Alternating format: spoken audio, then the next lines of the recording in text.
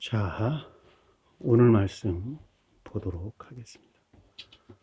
마태복음 6장 19절에서 21절까지 제가 읽도록 하겠습니다.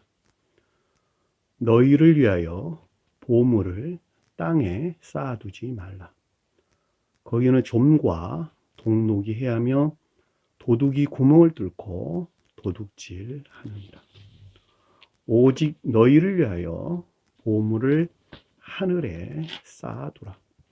거기는 좀이나 동록이 해하지 못하며 도둑이 구멍을 뚫지도 못하고 도둑질도 못하느니라.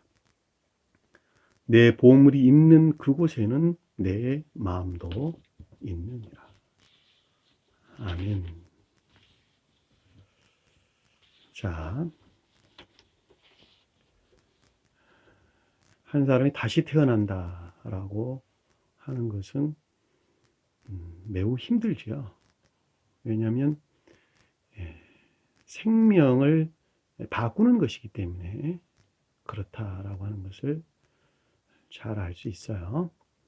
설령 우리가 거듭나지 아니한다 할지라도 이 세상에 사는 사람이 옛사람에서 벗어나서 새로운 사람으로 바뀐다라고 하는 것은 그 어떤 획기적인 변화가 없이는 거의 불가능합니다.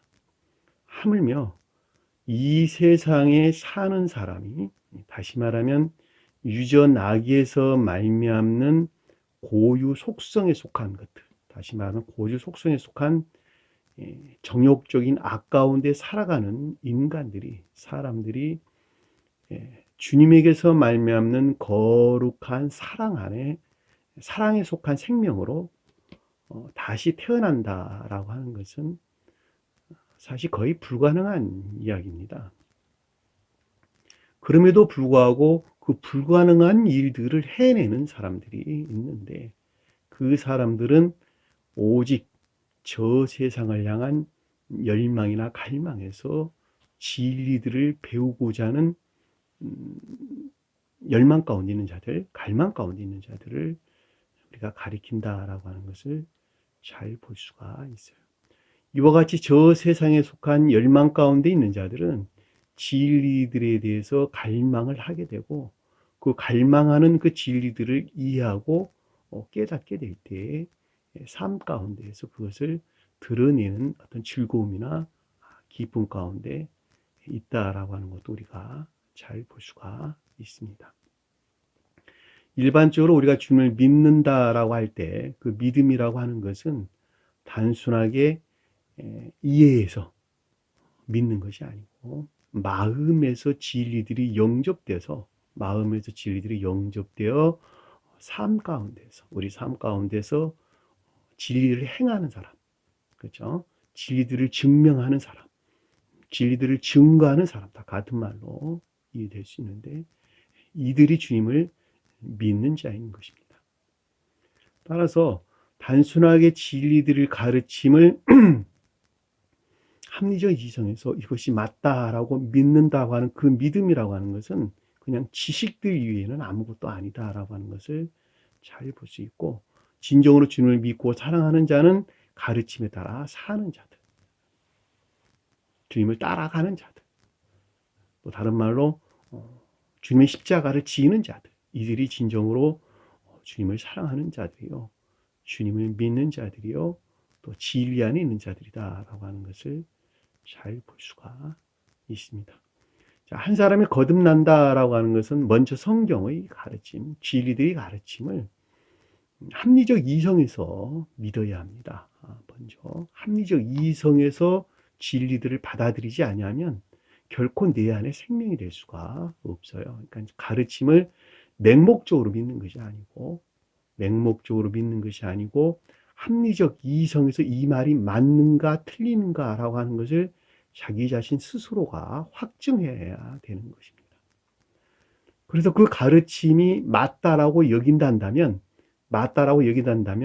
그 사람이 만약에 저 세상에 속한 열망이나 갈망 안에 있을 때, 다시 말하면 거듭남에 대한 열망 안에 있을 때, 그 자들은 그 맞다고 여기는 합리적인 진리들을 마음 안에서 영접하게 되고 그 마음 안에 영접된 그것을 삶 가운데서 드러내는 순종이나 복종 가운데 있다라고 하는 것을 잘 볼 수가 있단 말입니다. 만약에 합리적 이성에서 믿어지지 아니하고 이해되지 아니한 것을 마음에서는 받아들일 수 없고 그것을 삶 가운데에서 행한다라고 하는 것은 불가능한 이야기예요. 불가능한 이야기입니다. 다시 말하면 그것이 무엇인지 모르는데 어떻게 그것을 그렇게 행할 수가 있느냐 말입니다. 있을 수가 없는 것이죠. 그래서 가르치는 사람은 가르침을 받는 자들에게 그 말이 맞다라고 하는 그 말을 합리적 이성에서 이해될 수 있도록 가르쳐야 되고 가르침을 받는 자들은 그 합리적 이성에서 이해될 수 있도록 이해될 수 있도록 그들 자신 스스로가 애써야 되고 만약에 이해되지 않는다면 가르치는 자에게 질문을 해서 그것이 무엇을 뜻하는가 좀 더 구체적인 설명이 있기를 요구해야 된다라고 하는 것도 잘 볼 수가 있습니다. 그것은 마치 어린아이가 어른으로 성장하는 과정과 어른들이 알아가는 것, 어른들이 아는 것을 알아가는 과정과 유사하게 우리가 이해해 볼 수가 있습니다. 따라서 제일 처음에 합리적 이성에서 믿어지는 진리들을 삶 가운데서 행하게 될 때 그 행위 안에 있는 자기 자신 스스로가 주님을 섬긴다라고 하는 삶에 속한 것들이 다 더럽혀지고 모독되어 있죠. 다 더럽혀지고 모독되어 있는데 그 이유는 행에 속한 진리들을 자기 고유 속성, 다시 말하면 지옥적인 사랑, 또 다른 말로 자기 사랑이나 세상 사랑 목적에서 그것을 취하기 때문에 그렇다라고 하는 것을 잘 볼 수가 있어요. 왜냐하면 진리들은 오직 주님 사랑에서만 말미암는 것이죠. 그러니까 선 안에 있을 때에만 진리예요. 주님께서 넣어주신 거룩한 순진무관, 거룩한 선 안에 있을 때에만 그것이 거룩한 진리가 되는 것입니다. 그런데 그 거룩한 진리라고 자기 자신 스스로가 여기는 그것을 자기 고유 속성에서 취하여 자기 자신을 목적에서 그것을 취하게 될 때 그 진리들은 더럽혀지고 선들이 모독되게 되는데 그와 같은 상태에 놓이게 될 때를 금식하는 중 이렇게 우리에게 설명해 주는 것입니다. 이 금식하다는 말이 그 뜻이에요. 그러니까 진리 안에 있는 선이 결핍이나 황폐 상태에 있는 것을 우리에게 가르쳐 준다라고 하는 것을 잘 볼 수가 있죠. 그래서 한 사람이 거듭나기 이전에는 모든 사람들이 믿음에 속한 진리하는 모든 자들이 선의 결핍이나 황폐 상태에 있다라고 하는 것을 잘 볼 수가 있습니다. 또 그 말을 반대로 말하면 진리들이 더럽혀지고 좀 더 넓혀서 말하면 진리들이 더럽혀지고 선이 모독된 상태에 있다라고 하는 것을 잘 볼 수 있죠. 우리가 전 시간에 공부했던 내용이 그와 같은 금식에 대한 내용이었던 것인데 그 금식이 믿음에 속한 진리 안에 있는 것들이 믿음에 속한 진리 안에 있는 자들이라고 해도 상관없습니다. 믿음에 속한 진리 안에 있는 것들이 선의 결핍이나 황폐 상태에 있는 것을 금식한다, 금식이다라는 말로 우리가 이해해 볼 수가 있지요. 그렇죠? 그러니까 여러분이 그동안에 여러분들의 목적에서 주님께 구하기 위해서 여러분 목적에서 주님께 구하기 위해서 금식하는 것으로 이해했었는데 그것이 전혀 아니고 진리 안에 있는 거룩한 선들이 결핍이나 황폐 상태에 있는 왜? 고유 속성에서 취해가지고 그것들이 그와 같은 상태에 있는 것을 표징한다라고 하는 것을 잘 볼 수가 있습니다. 따라서 여러분들이 문자적인 뜻에서 이해한다 하더라도 만약에 주님께 간절한 열망에서 여러분들이 요구하는 그 어떤 것들을 취하기 위한 간절한 열망에서 주님을 향하여 있어서는 안 되는 일이지만 금식한다 하더라도 그와 같은 것들은 오직 저 세상에 속한 생명을 구할, 그렇죠? 저 세상 생명으로 나아가고자 하는 열망이나 갈망, 그것들에서 비롯되어야 된다라고 하는 것을 잘 볼 수가 있지요. 따라서 이 세상 그 어떤 목적에서 여러분들이 주님께 구하는 자들, 그들을 우상숭배자 그러는 것입니다. 그들은 금식하는 자들도 아니에요. 교회에 속한 자들도 아니고 교회 밖에 이방인들이에요. 교회 밖에 이방인. 근데 이와 같은 뜻들에 대해서 잘못 이해하고 있으니까 고대 조상들로부터 전수 내려온 그와 같은 잘못된 지식들이 후세들에게 전해져 내려온 것에서 많은 이방 종교에서도 금식을 하고 있고, 심지어 기독교에 속한 자들도 또한 그와 같은 오류들을 범하고 있다라고 하는 것을 잘 볼 수가 있습니다. 자, 전 시간에 공부했던 내용을 잠시 한번 살펴보도록 하겠습니다. 너는 금식할 때, 자, 진리 안에 있으나, 진리 안에 있는 것들, 진리에 속한 것들이 선의 결핍이나 황폐 상태에 있을 때에, 내 머리에 기름을 바른다. 내 머리에 기름을 바른다. 그럴 때, 머리라고 하는 것은 어둠적인 것들을 뜻하는 말이죠. 그러니까 바른다라는 말, 기름을 붓다, 이런 뜻이에요. 기름을 붓다. 알레이포, 기름을 붓다, 이런 뜻인데, 그리스도, 그렇죠? 그리스도, 메시아라고 하는, 그리스도라고 하는 같은 말이죠. 히브리어로는 메시아, 헬라어로는 그리스도라는 뜻인데, 이것이 기름을 붓다라는 뜻이에요. 기름을 붓다. 자, 기름을 붓다라는 말은 거룩한 진리 안에 있는 것들이 더 이상 진리 안에 있지 아니하고 거룩한 사랑에 속한 손으로, 그러니까 신령한 사랑에 속한 손으로 충만한 상태에 있다. 그래서 기름을 붓는다, 이렇게 붓다라는 말이 표준하는 것입니다. 그러니까 주님에 대해서 2000년 전 오시던 주님의 자연적인 사람에 대해서 언급할 때는 주님께서는 신령 존재에 속한 신령 진리에 대하여 진리에 속한 것들을 신령 사랑에 속한 신령 선 안에 있게 하기 위한, 그렇죠? 있게 하기 위한 목적에서 시험을 겪었는데, 그렇죠? 그러니까 거룩한 신령 진리에 대하여 시험을 겪었어요. 그러니까 제가 여러분들에게 말씀드리는 단어를 놓치지 말고 깊게 생각하셔야 돼요. 자, 주님께서 신령 존재에 속한 신령 진리에 대하여 시험을 겪었는데, 자연적인 사람이 시험을 겪었는데, 그것은 신령 진리 안에 있는 것들이 신령 존재에 속한 신령 사랑 안에 있게 하기 위한, 그러니까 신령 사랑에 속한 신령 선 안에 있게 하기 위한 목적에서 주님께서 시험을 겪으셨단 말이죠. 그렇죠? 그런데 그 시험을 통해서 신령 진리들이 더 이상 그 상태 안에 있지 아니하고, 신령 진리에 속한 선 안에 있지 아니하고, 신령 진리들이 신령 사랑에 속한 신령 선 안에 있었는데, 그것을 가리켜서 그리스도 그런단 말이죠. 왜냐하면 신령 진리가 더 이상 진리 안에 있지 않고 기름을 부은 상태에 있었다는 거예요. 이해되셨나요? 그래서 주님께서는 그 가운데, 기름을 부은 그 가운데 있는 신령선을 예수 그랬고, 그 진리들, 신령선과 결합된 거룩한 진리들을 그리스도 그랬단 말이죠. 그러니까 주님께서는 그분을 가리켜서 신령인성이다, 이렇게 설명하고, 신령인성은 그 자체로, 그러니까 신령선을 뜻한다라고 하는 것을 잘 볼 수가 있어요. 그 신령선에서 파생되어져 나온 신령 진리, 그 신령 진리의 활동으로부터, 활동이 뭐 하는 것이냐 그랬더니 인류를 구원할 목적에서 활동하는 주님의 영을 뜻한다라고 하는 것을 우리가 명확하게 이해해 볼 수가 있다 말입니다. 그것이 기름을 붓다라는 뜻이에요.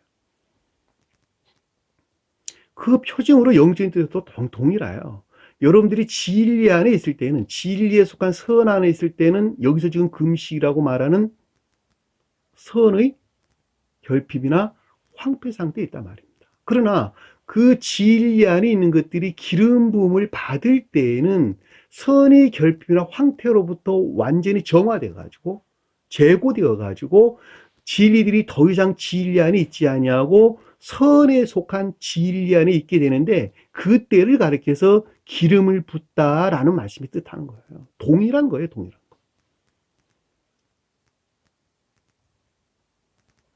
그때가 거듭난 때를 우리에게 일컬는다라고 하는 것을 잘 볼 수 있어요. 그러니까 머리에 기름을 붓는다라고 하는 것은 머리는 천적인 것들을 표징하고 몸통은 영적인 것들, 그리고 다리는 자연적인 것들을 표징하죠.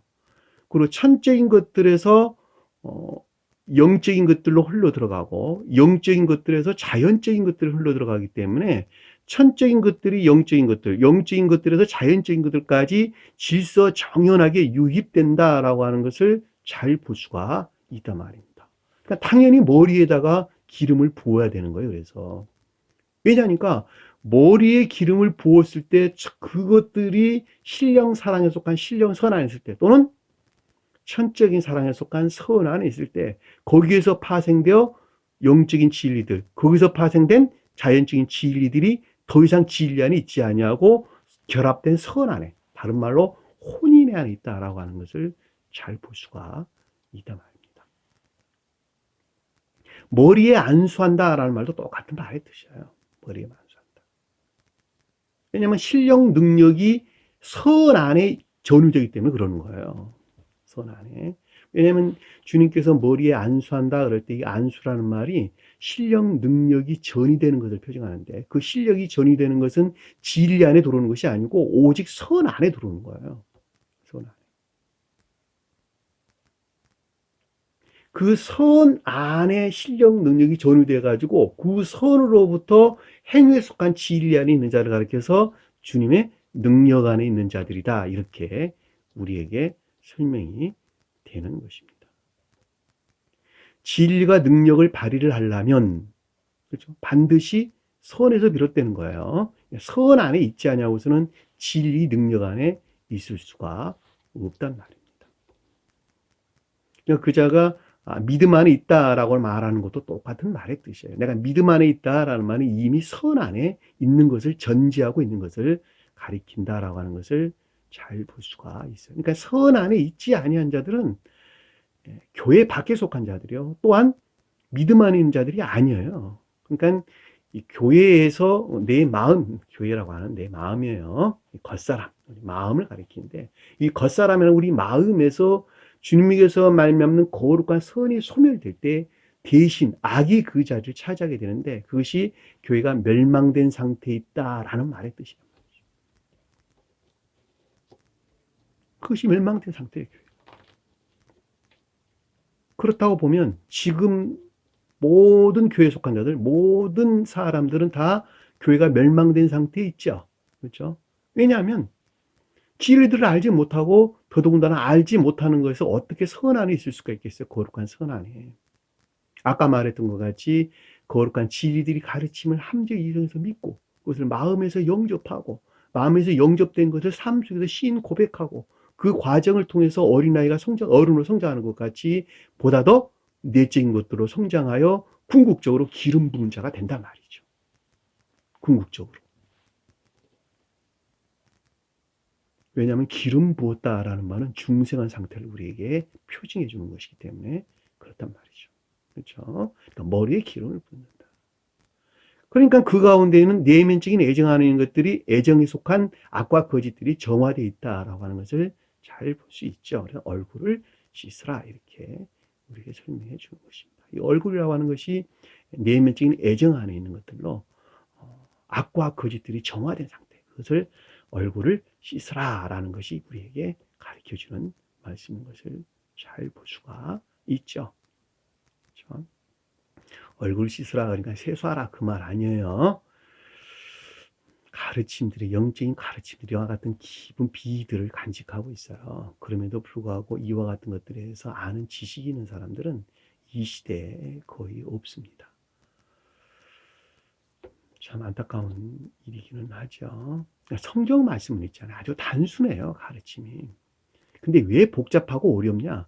잘못된 지식들이 자기 안에 들어와 있으니까 그렇단 말이죠. 잘못된 지식들이.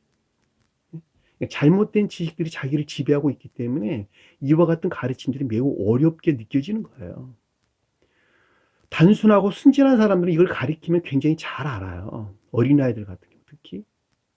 그냥 말하면 그냥 알아들어요, 다. 근데 어른들이 더 문제야. 왜냐하니까 터득된 잘못된 지식들을 가지고 있단 말이에요, 다 자기들이. 그것들이 자기를 지배하고 있기 때문에 이런 말들을 굉장히 어렵게 얘기하는 거예요. 믿음이란 말도 똑같은 말의 뜻이잖아요. 개신교 속한 자들은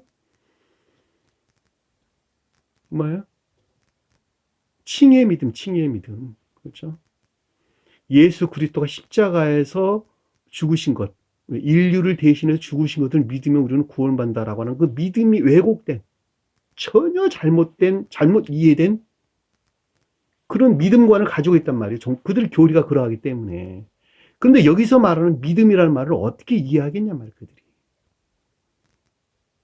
차라리 배우지 않았으면 차라리 나을 뻔하지 않았겠습니까? 마찬가지잖아요, 마찬가지. 모든 것들이 다 그래요. 부활 그랬더니 육체가 다음에 부활하는 주님 재림 때에 어떻게 육체가 부활합니까? 육체는 다 썩어서 흙으로 돌아갔는데 상식적으로 이해가 안 가잖아요. 여러분 함정 이성에서 이해가 되나요? 안 되잖아요. 그럼에도 불구하고 성경에서 부활이라고 하는 것은 여기서 기름 부은 자로 다시 태어나는 것, 그것을 부활 그런단 말이죠. 영적인 생명에서 주님 재림 그랬더니 구름 타고 온대. 주님께서 어떻게 주님께서 구름 타고 올 수가 있어요? 여러분 생각 한번 해보세요. 이해되는 말입니까? 그것이 아니고 말씀의 문자적인 뜻 안에 간직되어 있는 영적인 진리들을 계시하겠다. 누구한테 계시하냐 그랬더니 요한한테 계시한대요. 선한 삶 가운데 있는 자. 그럼에도 불구하고 저 세상을 향한, 다시 말하면 거듭남을 향한 열망이나 갈망 가운데 있는 자들에게. 그들은 행위에 속한 진리 안에 있겠지, 그렇죠? 그들이 요한 그러는 거예요. 진리들을 가르침을 삶 속에서 단순하게 복종하고 순종하는 자들. 그들을 요한 그런다니까. 그 요한 그들에게 성경 말씀의 문자적인 뜻 안에 간직되어 있는 영적인 진리들을 내가 계시하란다. 그걸 주님 재림 그런단 말이죠. 재림. 왜냐하면 진리들은 그 가운데 있기 때문에 그런 거야. 우리 삶 가운데서. 호도스. 내가 길이요 진리요 생명을, 이 길이라고 하는 호도스. 삶의 태도나 습관, 관습, 교리적인 진리들 안에 있는 것들, 삶 속에 있는 것들, 이 삶 가운데 있는 진리들, 그것들을 행하는 것에서 이것이 진리구나 그러고 깨닫는 거예요. 그것을 계시한다 그런단 말이죠. 왜? 그 진리가 주님 자신이니까, 주님의 외연이니까, 성품이니까. 그런데 여러분들이 그와 같은 잘못된 교리 안에 머물러 있고 그와 같은 믿음 안에 여러분들이 있다 한다면 이런 가르침들을 어떻게 이해할 수가 있겠느냐는 말입니다. 거의 불가능하다는 것을 잘 볼 수가 있어요. 그러니까 완전히 다 버려야 돼요. 완전히. 지금 설령 여러분들이 개신교나 또는 카톨릭 교회를 나가고 있다 한다면 당장 그만둬야 돼요. 왜? 그들은 교회 밖에 속한 자들이니까. 이방 종교 우상 숭배자들이니까. 그들은 성경만 가지고 있지 성경을 잘못 적용하는 자들이니까. 전혀 성경 가르침 가운데 있는 자들이 아니니까. 그들은 교회에 속한 자들도 아니고 우상 숭배자들이다. 하나님을 그들의 탐욕을 채워진 신으로 믿는 우상 숭배자들이다 이 말이에요. 18절 보니까 이는 금식하는 자로 사람에게 보이지 않고 그랬는데 사람에 속한 것들이죠. 사람이라고 하는 것은 거룩한 진리를 표징하는 것이죠. 그러니까 거룩한 진리에 속한 것들이, 진리 안에 있는 것들이 더 이상 금식, 그러니까 선의 결핍이나 황폐 상태에 나타나지, 황폐 상태에 있는 것들이 나타나지게 아니하게 한다는 것이죠. 보이지 않는다는 말이 파이노, 나타나다, 빛이다 이런 뜻이에요. 그러니까 어떤 것, 그러니까 거룩한 진리 앞에, 그러니까 17절에 있는 상태에 있는 자들은 거룩한 진리 안에 있는 것들이 더 이상 선의 결핍이나 황폐에 속한 것들을 나타내지 아니한다. 이렇게 우리가 이해할 수가 있죠. 그럼 대신 무엇을 드러내냐 그랬더니 아래에 보니까 은밀한, 오직 은밀한 중에 계시는 내 아버지 그랬는데, 은밀하다는 말이 천적인 사랑 안에 있는 것들을 뜻한다. 제가 이렇게 설명해 드렸죠. 그러니까 천적인 사랑 안에 있는 선에 속한 것들을 드러낸다, 나타낸다 이런 뜻이란 말이죠. 그렇죠? 천적인 사랑에 속한 것들이 은밀하게 감춰져 있다라는 말은 기름 부은 자들 이외에는 그것들이 무엇인지 드러나지 않기 때문에, 다시 말하면 조욕 가운데 있지 않기 때문에 그렇다. 그러니까 거듭난 자, 기름 부은 자들만 그들이 저 세상에 속한 사랑이라는 것이, 사랑에 속한 것들이 무엇인가라고 하는 것들에 대한 지각이나 깨달음이 있단 말이에요. 그 말을 지금 아래에서 우리에게 설명해 주는 말씀의 뜻입니다. 은밀한 중에 계시는 내 아버지께 보이라. 그러니까 아버지라는 말은 선을 뜻한다 그랬죠. 내 안에 들어와 있는 선이 아버지예요. 그러니까 사랑에 속한 선 안에 있는 것들을 드러낸단다. 이렇게 드러내려 합니다. 라는 말로 우리가 잘 볼 수가 있겠죠. 그리고 은밀한 중에 보시는 내 아버지께서 명백한 것으로 내게 주리라. 내게 나타내 주리라. 이 갚아준다는 말은 아포디돔이라고 했죠. 뭐뭐되게 보내주다. 보상하다. 주다. 뭐뭐로부터 주다. 이런 뜻이에요. 그러니까 사랑에 속한 것들, 그러니까 선에서 말미암는 사랑에 속한 것들이나 대한 지혜나 깨달음으로부터, 그쵸? 명백하게, 무엇을 명백하게 드러내냐 그랬더니 앞에서 말하는 기름 부은 것들, 진리 안에 있는 것들이, 거룩한 진리 안에 있는 것들이 무엇인가라고 하는 것을 명백하게 드러내 주리라. 우리가 잘 보시죠. 가운데 단어가 하나가 빠졌다 그랬죠. 파네로스. 명백한, 확실한, 명료한 이런 뜻이야. 그러니까 조욕 가운데 있는 것을 우리에게 설명해 주는 것을 잘 볼 수가 있단 말입니다. 여러분들이 진리들을 알고자 할 때, 알고자 하는 것은 지식들로 취하고자 하는 탐구나 연구는 굉장히 중요한 일이죠. 그럼에도 불구하고 지식 안에 있는 자들이 진리들을 아는 것은 거의 불가능합니다. 그러나 지식 안에 있는 것을 마음에서 영접해서 삶 가운데에서 시인하는 것에서 진리들이 이런 것이구나라고 하는 것을 깨닫게 되는데, 그 자가 진정으로 아는 자가 되는 것입니다. 이해되셨나요? 따라서 내가 순진무구한 선 안에 있는 것만큼 순진무구한 내적 진리에 대한 이해나 깨달음 안에 내가 나가는 거예요. 따라서 그것들에 대한 조욕 가운데, 사랑에 속한 것들이 무엇인가라고 하는 것에 대한 조욕 가운데 나가게 되는 것입니다. 질서예요, 질서. 세상 일도 똑같아요. 더 이상 설명하지 않아도 여러분들이 좀 더 깊게 생각해 보면 잘 알 수가 있습니다.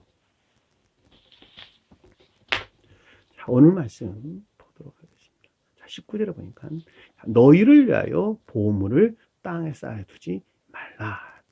여기서 보물 그랬는데, 여기서 보물 그러니까 뭐냐 그랬더니 앞에서 지금 우리에게 설명해 줬어요.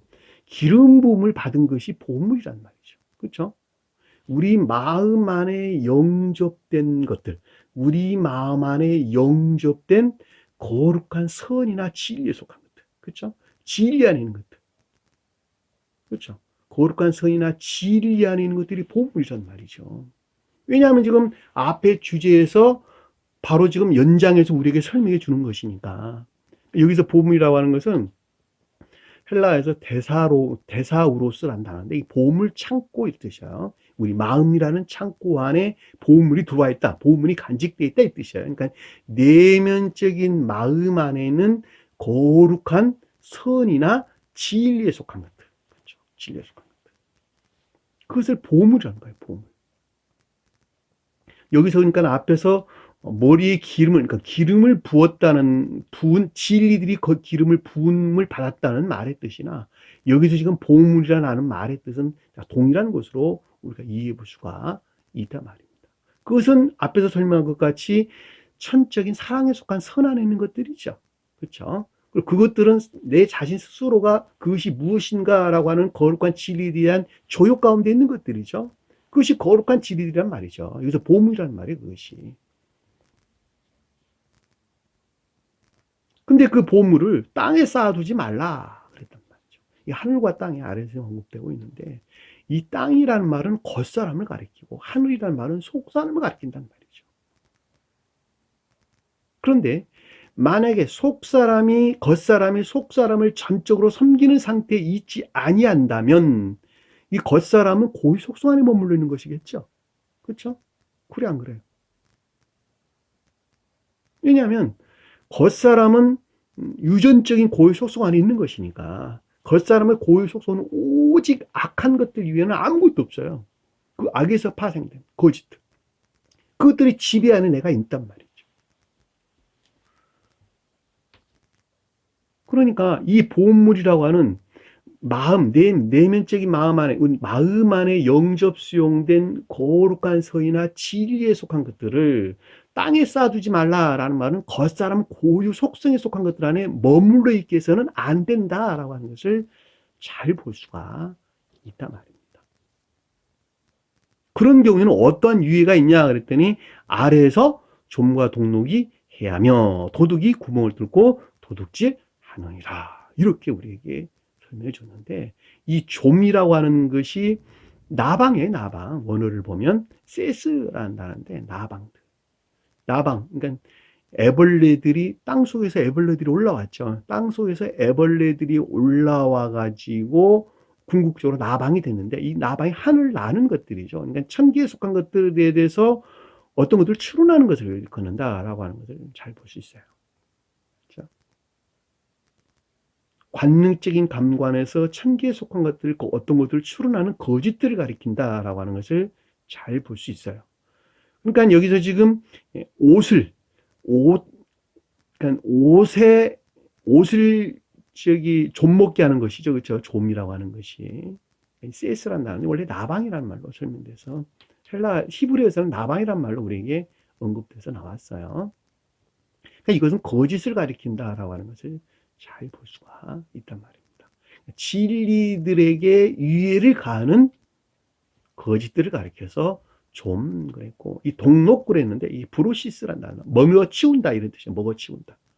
먹어치워버린다는 거예요. 그러니까 선에 대해서 설명하는 것들인데 선에 속한 것들에게 유해를 가하는 악한 것들을 가리킨다라고 하는 것을 잘 볼 수 있어요. 이것이 그러니까 어디서 비롯됐냐? 거짓된 것들이나 악한 것들은 어디서 비롯됐냐 그랬더니 땅에서 비롯됐다는 거예요. 겉사람의 고유 속성에서 비롯된 좀이나 동록이라고 하는 것들. 좀이나 동록. 거짓들이나 진리의 유해를 가하는 거짓들이나 또는 선의 유해를 가하는 악한 것들이 무엇을 하냐 그랬더니 보물에 속한 것들을 나타내지 않게 한다 이 뜻이에요. 해야 한다라는 말은 아피니조라는 단어인데 이 아피니조라는 단어가 드러나지 않게 한다.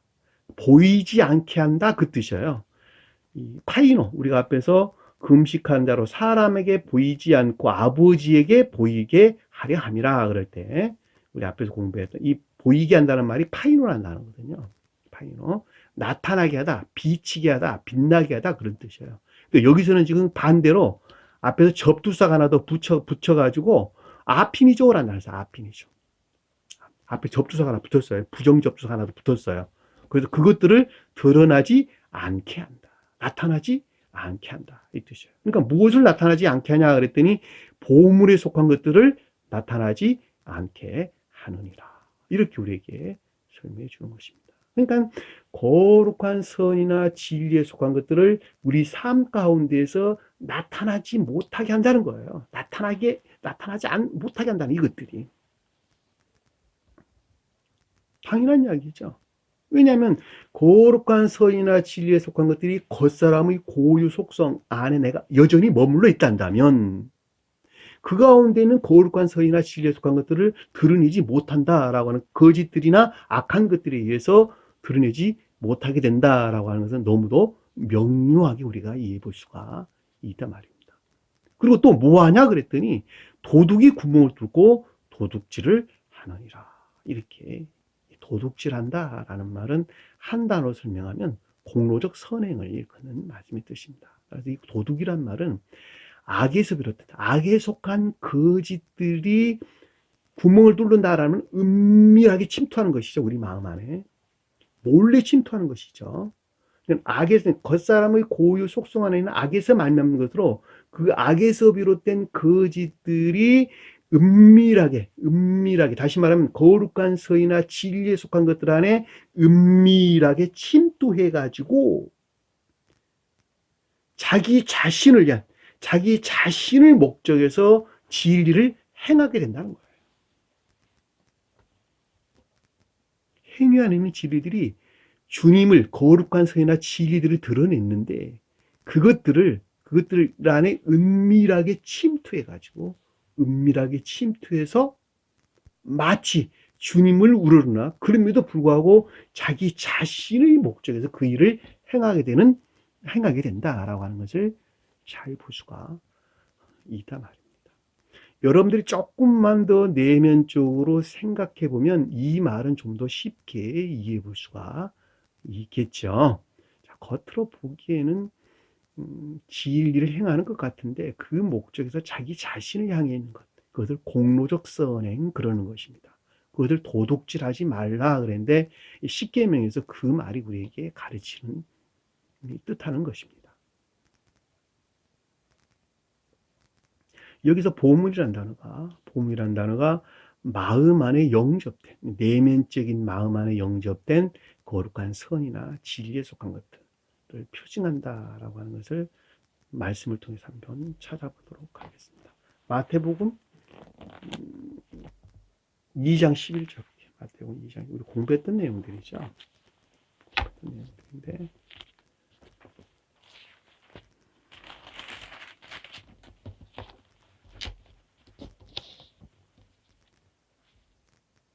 집에 들어가 아기와 그 어머니 마리아와 함께 있는 것을 보고 엎드려 아기에 경배하고 보배함을 열어. 이 보배함이란 말이 보물을 뜻하는 거예요. 보물 창고를 열어 황금과 유황과 모략을 예물로 드리나. 그러니까 이 보배함에 뭐가 있었냐 그랬더니 황금과 유황과 모략이 있었는데 황금이 천적인 선을 표징하고 유황이 영적인 선을 표징하고 모략이 자연적인 선을 표징하는 것이죠. 그러니까 마음 안에 영접된 거룩한 선이나 진리들이 있는데 그것이 무엇이냐 그랬더니 여기서 황금과 유황과 모략을 가리킨다라고 하는 것을 잘 볼 수 있어요. 이 보물창고라는 말은 도구, 기구나 이런 것들에 대해 설명할 때는 기역지의 진리들이나 선들을 표징하고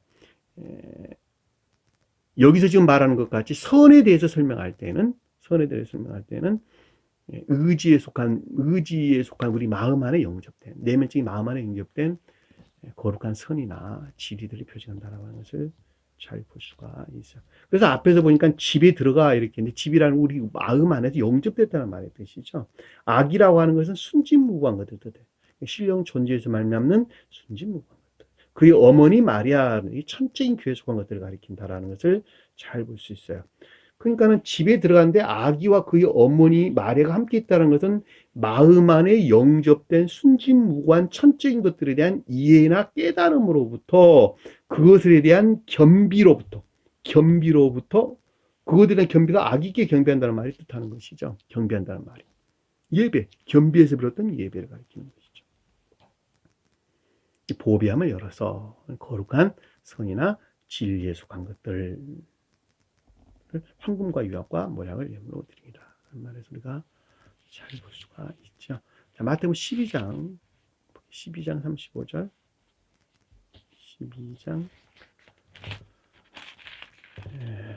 35절 볼게요.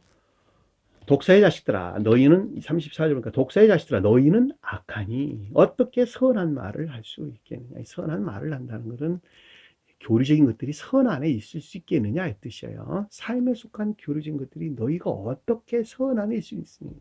독사의자는 것은 오직 관능적인 감관에서 저 세상 천기에 속한 거룩한 것들을 추론하는 자를 가리켜서 독사들이에요. 독사의 자식들 이렇게 우리에게 설명해 주었습니다. 너희들이 오직 유전 악에서 말미암는 겉사람의 고유 속성에 속한 악 가운데 있으니 어떻게 삶 속에서 거룩한 선에 속한 교리 안에 있을 수 있겠느냐. 너희는 마음에 가득한 것을 입으로 말합니다. 너희 마음이 악하니 탐욕적인 악 가운데 있으니 궁극적으로 교리에 속한 것도 또한 그러하지 아니하냐.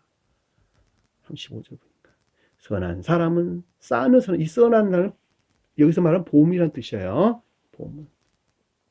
거룩한 선이나 진리에 속한 것들 안에 있는 선에서 선한 것을 내고, 악한 사람은 쌓는 악에서, 악한 것들은 반대로 지옥적인 악이나 거짓들하는 것에서, 거짓들에 속한 악한 것에서 악한 것들을 내느니라. 너무도 당연한 거예요. 너무도 당연한 거예요. 우리가 악한 마음 안에 있는 자들은 악한 마음에서 악한 생각을 하고, 악한 생각과 악한 마음과 악한 생각에서 악한 행동을 한다라고 하는 것은 너무 당연한 이야기 아니겠습니까? 내 마음이 선한 사랑 안에 있다면 그 선한 사랑하는 마음에서 선한 생각을 하게 되고, 거기서 선한 삶 가운데 있다라고 하는 것은 너무도 당연한 이야기죠. 그럼에도 불구하고 온 윤리는 거듭나지 아니한 자들은 모두가 다 아까운 데에 있는 것입니다. 왜냐하니까 선이라고 하는 것은 오직 주님에게서만 말미암기 때문에 그렇단 말이죠. 그러니까 진리들이 가르침으로부터 거듭난 자들만 선 안에 있는 사람들이에요. 그 이외의 모든 사람들은 다 악과 거짓 가운데 있는 지옥의 영들입니다. 반드시 그러니까 거듭나야만이 우리가 구원받을 수가 있단 말이죠. 그렇죠? 내가 선한 사람이라면 진리들이 가르침으로부터 기름 부은 자가 내가 선한 사람이 되는 거예요. 그 선한 사람이 선한 생각과 선한 행동 안에 있다라고 하는 것은 잘 볼 수가 있어요. 그 이외의 모든 것들은 다 지옥의 영들인 것을 우리는 잘 볼 수가 있단 말입니다. 13장 44절, 마태복음 13장 44절. 44절 볼게요. 천국은 마치 밭에 감추인 보화와 같으니. 자, 천국은, 그러죠. 천국은 속 사람이 속한 것들이죠. 또는 천계를 가리킨다라는 걸 잘 보시는데, 여기서 하늘이라는 말도 똑같은 말의 뜻이에요. 우리 본문에서 언급되고 있는 하늘이라는 말도 천계를 가리키고 또 속 사람을 가리킨다라고 하는 것을 잘 볼 수가 있어요. 그러니까 이 땅에 사나 천국에 사는 사람들은 겉사람에서 살지 아니하고 속사람에 사는 사람들을 가리키는 말의 뜻이고, 이 겉사람에서 살지 아니하고 속사람에 사는 사람들은 그 성품이 치수를 재보니까 천사와 동일하더라라고 우리 계시록서에도 우리에게 언급해 주는 것을 잘 볼 수가 있단 말입니다. 그렇죠? 여기서 천국에 속한 것들은 밭에 감추어진 보안이, 밭이라고 하는 것은 영적인 교회, 영적인 마음 안에는 내 안에 감추어진 사랑 안에 있는 것, 천계족한 사랑 안에 있는 것들인데 그것이 보화다 그래, 보물이다 그랬단 말이에요. 이 보화란 말이나 여기서 보물이란 말은 같은 단어예요. 그렇죠? 영적인 교회에 속한 사랑 안에 있는 것인데 그것이 보물이라 그랬어요. 그러니까 우리 내면적인 마음 안에 영접수 있는 거룩한 선이나 진리에 속한 것들이다라는 것을 잘 볼 수 있단 말입니다. 거룩한 진리 안에 있는 자들이, 사람이 거룩한 진리 안에 있는 자들이 이것을 발견한 후에, 그렇죠? 발견한 후에. 숨겨뒀다는 말은 아직 그 상태에 이르지 못했다는 말의 뜻이죠. 그렇죠? 그러니까 어느 한 날에 갑자기 내가 그 사랑 안에 내가 나갈 수가 없는 것이니까. 그것들이 감춰져 있단 말이에요. 감춰져 있어. 근데 그것들은 내가 선이 증대되는 것에 따라서 진리들에 대해서 조욕 가운데 내가 나오게 된다는 말이죠. 다시 말하면 어둠이 물러나는 것에 비례해서 우리가 이 세상 그 어떤 것들에 대해서 가시적으로 눈에 들어오는 것과 같단 말이죠. 영적으로도 똑같아요. 내가 선 안에 나아가는 것에 비례하여 거룩한 진리, 내적 진리에 대해서 계시되는 것입니다. 그러니까 감춰두고, 그렇죠?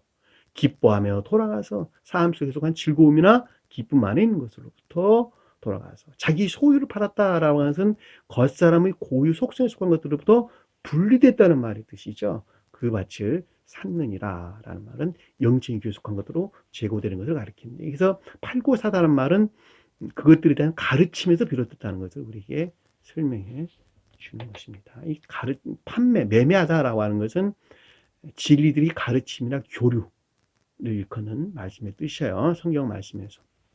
그와 같은 것들로부터 밭을 샀다라는 것을 우리가 잘 볼 수가 있죠. 궁극적으로 기름 부은 자가 됐다라는 말의 뜻이 또 똑같은 말의 뜻이에요.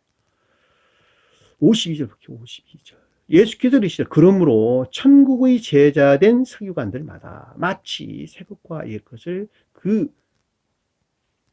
이 곡간이란 말이 그 뜻이에요. 그 보험물에서 내오는 집주인과 같으니라. 그렇죠. 이 천국의 제자든 서기관들 그랬는데, 천국의 제자 됐다라는 말은 사랑이나 인애에 속한 믿음 안에 있는 자들이 천국의 제자 된다들이죠. 근데 서기관들이라고 하는 것은 거룩한 진리들이 더럽혀진 거짓들에서 분리된, 그쵸? 왜냐하면 서기관들이란 말은 거룩한 진리들이 더럽혀지고 더럽혀진 거짓, 악에 속한 거짓 가운데 있는 자를 가리켜서 서기관들이 표징하는 것이니까, 거기서 분리된 사랑이나 인애에 속한 믿음 안에 있는 것들은 마치 새 것과 옛 것을 곳간에서 내오는 것과 같다. 거룩한 선이나 진리에 속한 것들의 일치에서 외적인 것들이 비롯된다는 것이죠. 외적인 것들이 어떨 때는 진리 안에 있게 되고, 어떤 것들은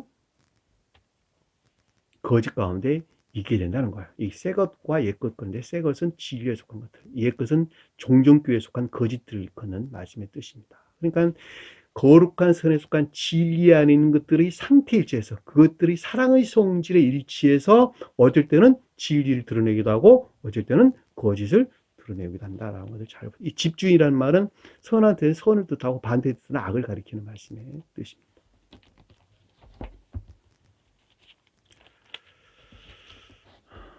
(19장) 봅시다. 19장 21절 마태복음 19장. 나중에 이거 다 구체적으로 다 공부를 하겠지만, 오늘 이 시간에는 이 보물이란 말이 무슨 뜻인가라고 하는 대한 것들에 대한 예문을 찾아보고 있는 것입니다. 19장 21절. 예수께서 이르시되 내가 온전하고자 할지니, 청년에 대한 말씀이군요. 앞의 내용은 내가 십계명을 잘 지켰는데 이제 내가 더 이상 무엇을 하라는 말입니까? 이렇게. 무엇이 부족합니까? 이렇게 지금 물었단 말이죠. 그러니까 주님께서 말하기를 내가 온전하고자 할진대. 이 온전하다는 말은 천계적인 앞에 말은 사랑에 속한 선 안에 있고자 할진대. 거룩한 진리들에서 말미암는 사랑에 속한 선 안에 있고자 한단다면 내 소유를 팔아. 너 분리해내라는 거예요. 겉사람의 고유 속성하는 것들을 다 분리해내라는 거예요. 가난한 자에게 주라. 가난한 자가 뭐예요? 영적으로 가난한 자, 영적으로. 선의 결핍이나 진리들이 황폐, 선의 결핍이나 황폐, 또는 진리들의 결핍이나 황폐 상태에 있는 자들. 그럼에도 불구하고 그것들에 대한 열망이나 갈망 가운데 있는 자들이 가난한 자란 말이죠. 가난한 자에게 주라. 그리하면 하늘에서 보화가 네게 있으리라. 이 보화란 말이 하늘에서 네게 보물이 있으리라. 천기에 속한 거룩한 선이나 진리에 속한 것들이 그때 너에게 있다는, 문자적인 뜻에서 이해도 똑같아요. 왜냐하면 이 소유라고 하는 말이 재물, 이 세상의 재물로 이해한다도 똑같은 말의 뜻이란 말이죠. 그럼에도 불구하고 여기서 소유라고 하는 겉사람의 고유 속성에서 파생된 모든 것들을 다 분리해내라는 거야. 그리고 가난한 자라고 하는 거룩한 선이나 진리에 속한 것들이 된 결핍에서 오는 열망이나 갈망하는 네가 나아가라는 거예요. 이 판단한 말은 가르침을 뜻한다. 제가 앞에 설명드렸죠. 가르침으로도 분리되는 거예요. 그러니까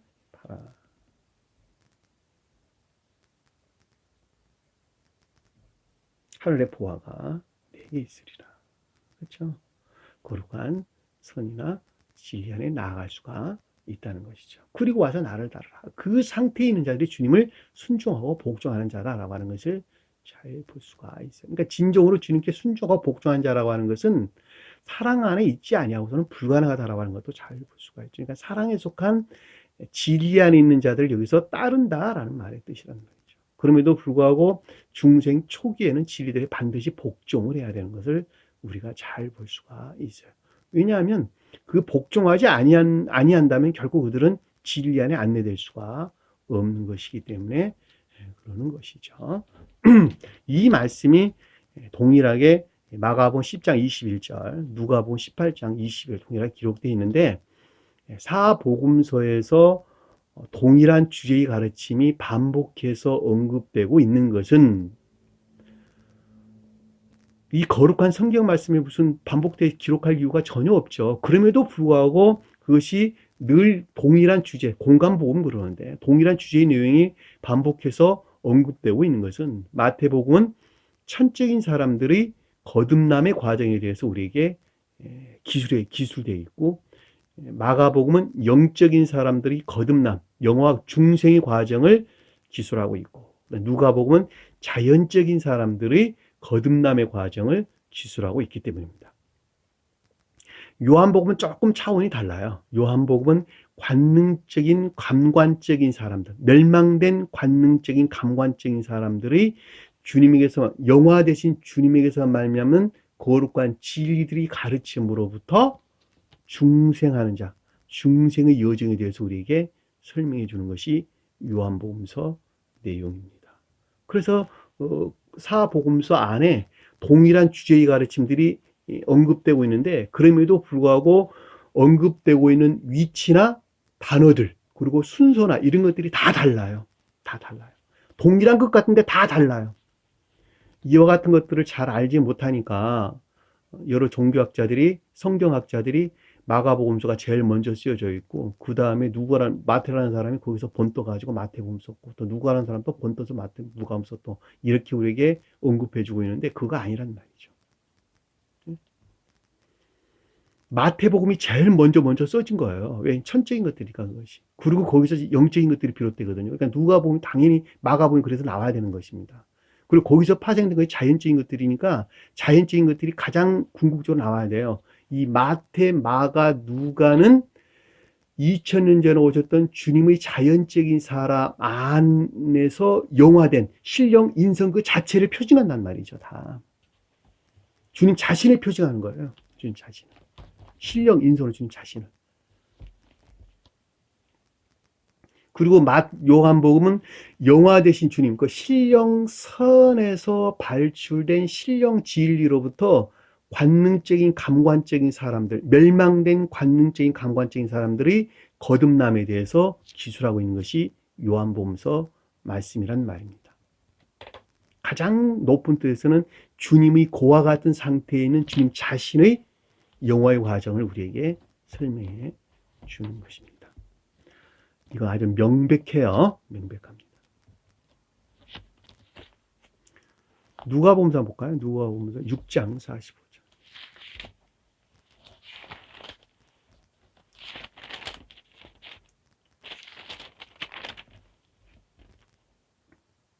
이거 아까 봤던 내용이네요. 선한 사람은 마음에 쌓는 선에서 선을 내고, 악한 자는 그 쌓는 악에서 악을 내나니, 이는 마음이 가득함을 입으로 말합니다. 우리 앞에서 공부했던 내용들이죠.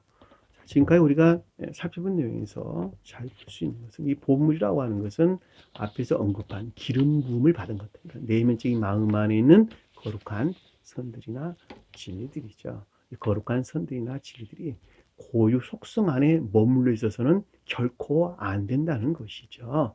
그렇죠? 거기는 좀과 도둑이 하며 도둑이 구멍을 뚫고 도둑질합니다.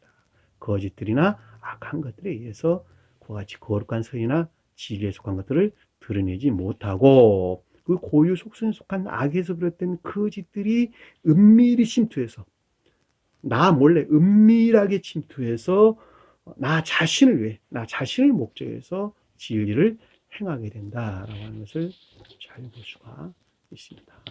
근데 아래의 내용들은 반대에 대해서 우리에게 설명해 주는 것이니까 아주 명료하게 이해될 수가 있겠죠. 20절 보니까 오직 너희를 위하여, 너희에게 라는 뜻이에요. 너희 위한다 라는, 너희에게 보물을 하늘에 쌓아두라. 이 하늘이라는 말이 속사람을 가리키는 말씀의 뜻이죠. 그러니까 거룩한 선이나 진리에 속한 것들이 오직 속사람 안에 머물러 있어야 된다는 것이죠. 그렇죠? 그때 천계에 머물러 있어야 된다는 것이죠. 같은 말이죠. 속사람에게 머물러 있다, 또는 천계에 머물러 있어야 된다, 또는 다른 말로 거룩한 진리들에서 말미암는 사랑이나 인애에 속한 것들 안에 머물러 있어야 된다라는 말도 동일하게 이해해 볼 수가 있습니다.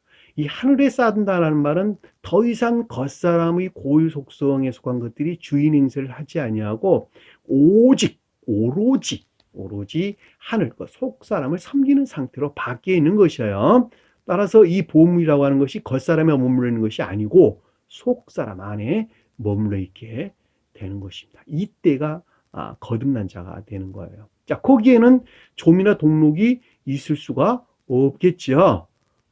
너무 당연한 이야기죠.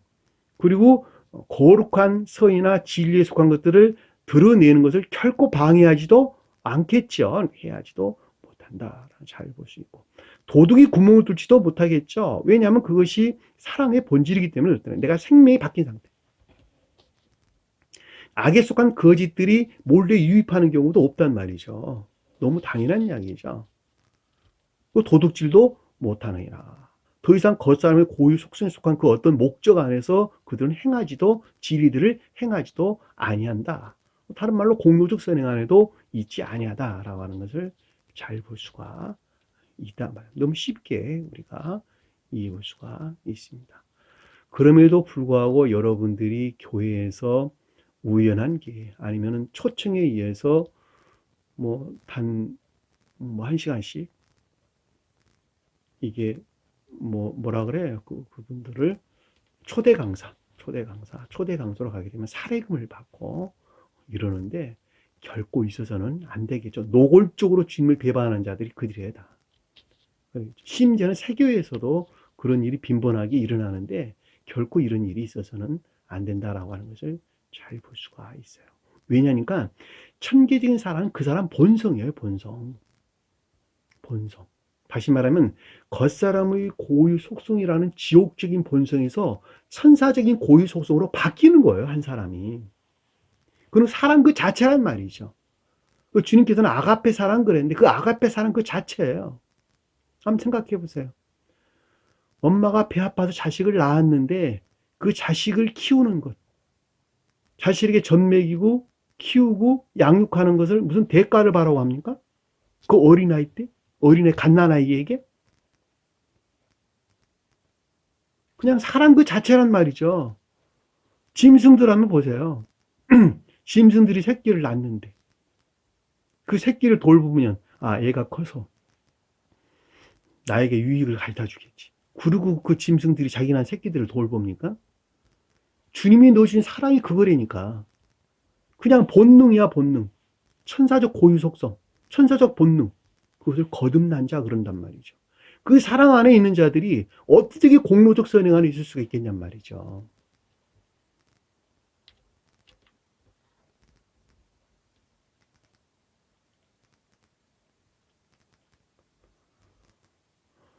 개신교나 이런 기독교회, 교회 밖에 이방 종교에 속한 자들은 당연히 그러리라 생각하는 건 어렵지 않습니다만, 특히 이 진리들이 가르침 안에 있는 자들이 어떤 공로적인 것들, 사례금을 받는달지, 공로적 목적에서 어떤 것들을 행한달지, 이런 것은 결코 있어서는 안 되겠습니다.